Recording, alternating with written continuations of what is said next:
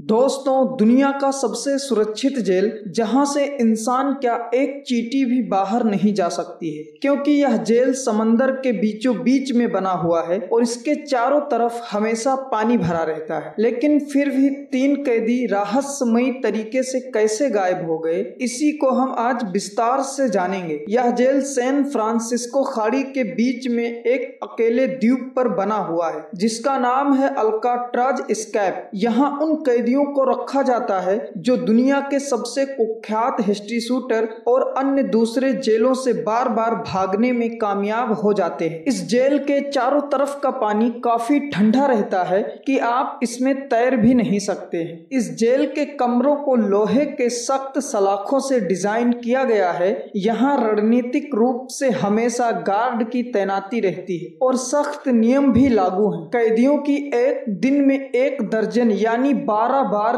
जांच होती है, जहां से भागना लगभग असंभव है। इतनी बाधाओं के बावजूद भी 1934 से लेकर 1959 तक इस जेल में बंद 36 कैदियों में से 14 कैदी अलग अलग रास्तों से भागने की कोशिश कर चुके हैं, लेकिन वे सभी किसी न किसी तरह से पकड़े गए। हालांकि 3 कैदियों का भाग्य आज तक रहस्य बना हुआ है। जनवरी 1960 में फ्रैंक मॉरिस नाम का एक कैदी, जो डकैती और चोरी के लिए अपराधी बनाया गया था, जब उसे जेल में बंद किया जाता था तो वह वहां से भागने में सफल हो जाता था, इसलिए उसे अल्काट्राज एस्केप जेल में पहुंचा दिया गया। उसी वर्ष एक और कैदी को उसी जेल में भेज दिया गया। फिर उसके बाद 1961 के अंत में उसके भाई क्लेरेंस को भी एक मामले में अपराधी बनाकर उसी जेल में बंद करवा दिया गया। ये तीनों कैदी फ्रैंक मॉरिस, जॉन एंगलिन और क्लेरेंस एंगलिन एक दूसरे को पिछले ही कार्यकाल से जानते थे। अब इन्होंने जेल से भागने का योजना बनाना शुरू कर दिया, जिनमें से फ्रैंक मॉरिस काफी बुद्धिमान था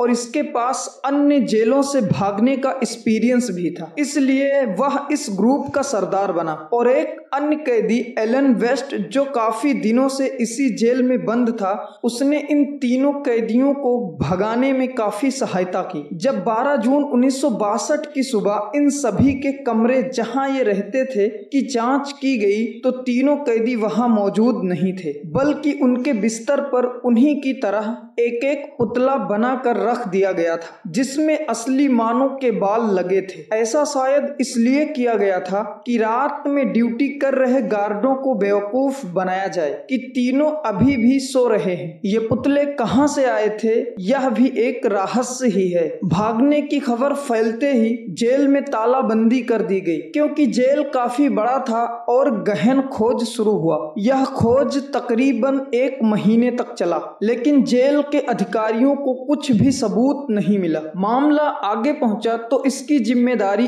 FBI यानी फेडरेशन ब्यूरो ऑफ इन्वेस्टिगेशन को सौंपी गई। FBI के अधिकारी सबसे पहले अपराधियों के परिवार वालों से मिले, लेकिन वे तो इस घटना से अनजान थे। फिर अधिकारियों ने अपनी इन्वेस्टिगेशन उसी कमरे से शुरू किया जहां वे अपराधी रात में सोते थे। सबसे पहले उन्हें पुतले मिले, टूटे हुए एक वैक्यूम क्लीनर के मोटर से बना एक ड्रिल मशीन और सूटकेस मिला। FBI ने इस केस पर 17 वर्षों तक काम किया, लेकिन कोई विश्वसनीय सबूत सामने नहीं आया। अंत में एक बयान जारी करते हुए कहा गया कि वे जिस कमरे में रहते थे उसके पास ही किचन का कमरा था। दीवार को बनाए गए देसी जुगाड़ के ड्रिल से उसे छेद कर दिया और किचन में प्रवेश कर गए। किचन वाले रूम से धुआं निकालने के लिए बाहर एक पाइप दिया गया था। इसी के अंदर घुसकर वे जेल के छत पर पहुंच गए। छत पर पहुंचने के बाद वे कहां गए यह कोई नहीं जानता है। इस रहस्यमयी घटना का अंदाजा आप ऐसे ही लगा सकते हैं कि 17 वर्षों तक इन्वेस्टिगेशन किया गया, लेकिन इतना तक पता नहीं चल पाया